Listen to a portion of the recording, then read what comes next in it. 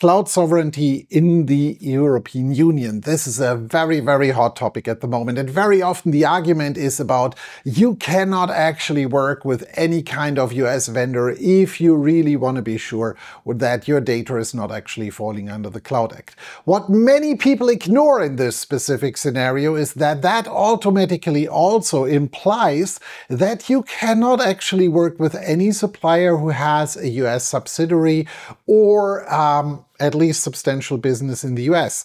Why is that? It's very simple. When you look at the US law, it's automatically applied whenever a company has a subsidiary, a foot in the door or something else, which is, for example, also when you see accidents, etc., is US liability actually comes into play for everybody involved as soon as one American citizen is involved or an American company is involved. And the same applies to the Cloud Act. So if your service provider basically has a US subsidiary, is traded at the stock exchange in New York, or even just only has a US bank account, then they might imply into it.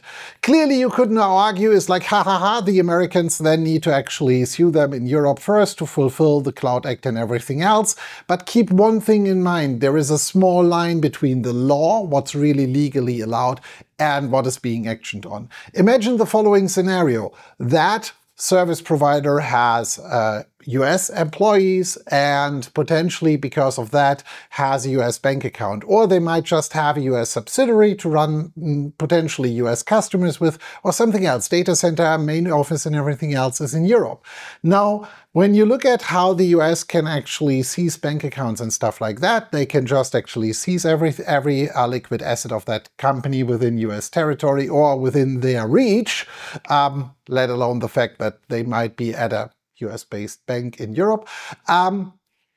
And they will only release that as soon as they get the data they want to have. And now think about if it's legally maybe not correct for that service provider to provide the data.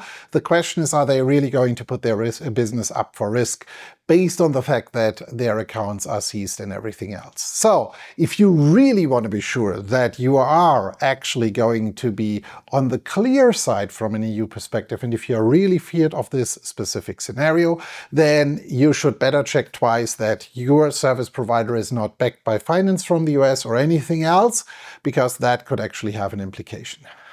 So, what's your opinion on that? Write that down in the comments. If you, as a company, need to really closely look into what are the consequences and how do you do the setup, feel free to reach out to me, and I'm happy to actually have a closer talk with you about what it really means to be on a sovereign EU cloud.